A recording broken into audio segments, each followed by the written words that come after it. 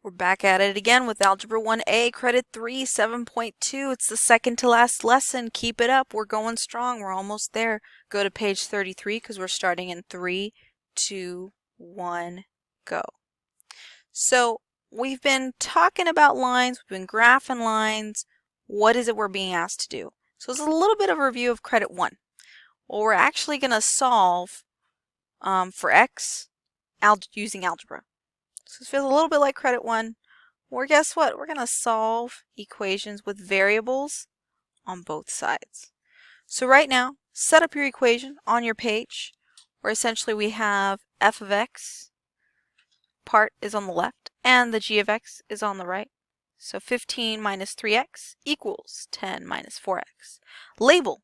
This is the variables. This is the numbers. This is going to be important because we're going to be moving some stuff. So if this is the number side on the right, which one of these terms has to move? The 10 or the negative 4x? The negative 4x. What's the opposite of a negative 4? Positive. So we're going to do that to both sides. 4 take away 4 is just 0. Cancels out. What would 4 minus 3 be? 1x. We're going to bring down everything else. There's the 15, there's the 10, and the equals. All right, on the left side, this is the variable side. Which term has to move? Because this is variables only. That would be 15. What's the opposite of a positive 15? Negative 15. All right, so that's x equals, go ahead and calculate that out. What's 10 take away 15? Negative 5.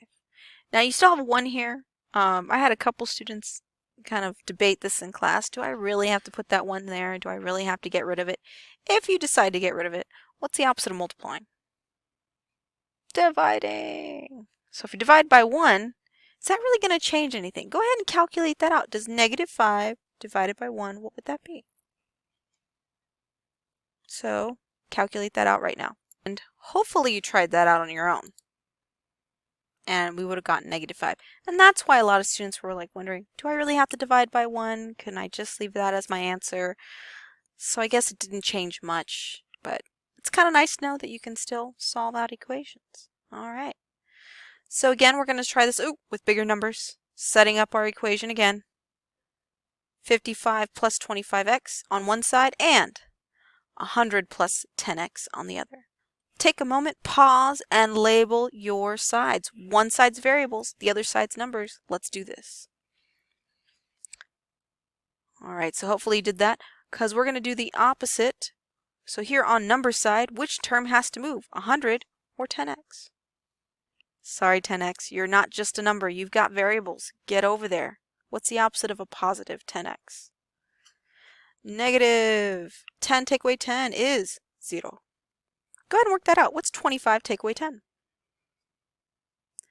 15x. Everything else comes on down. 55 come on down. Equal sign, 100.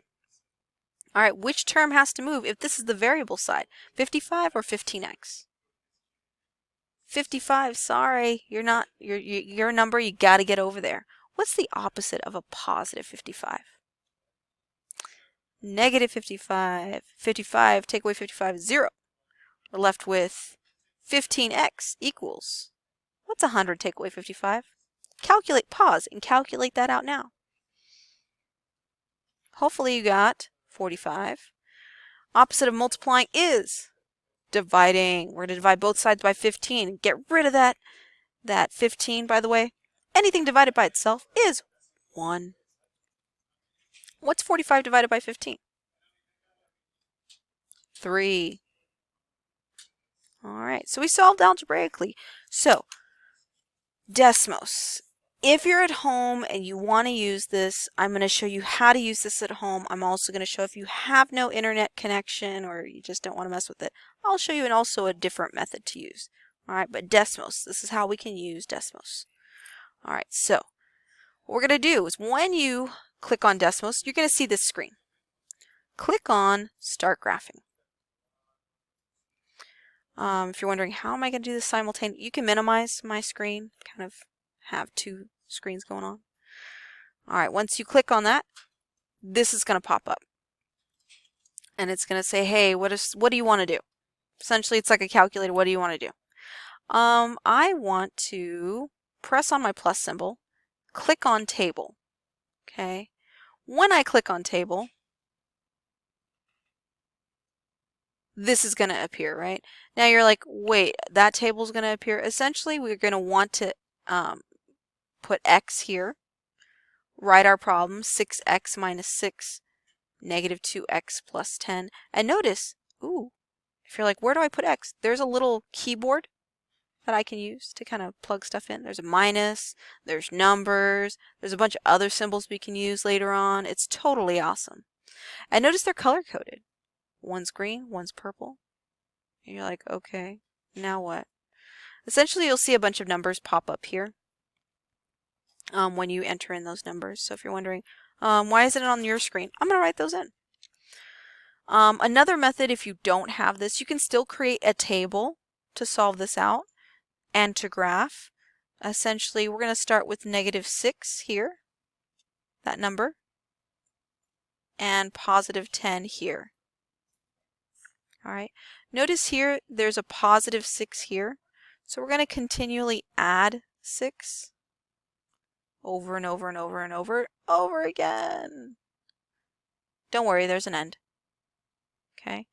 And then for this one, where this number is a negative 2, I'm going to subtract 2 over and over and over and over again. All right, so let's do this. Take a moment right now, either using Desmos or maybe some mental math.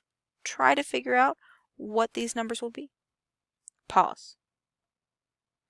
All right, unpause. If you did, negative 6 plus 6 is 0. 0 plus 6 is 6. 6 plus 6 is 12. 12 plus 6 is 18. Oh, and 18 plus 6 is, what do you think it is, guys? 24. It's like our 6 times tables. 10 take away 2 is 8. 8 take away 2 is 6. 6 take away 2 is 4. 4 take away 2 is 2. And 2 take away 2 is 0.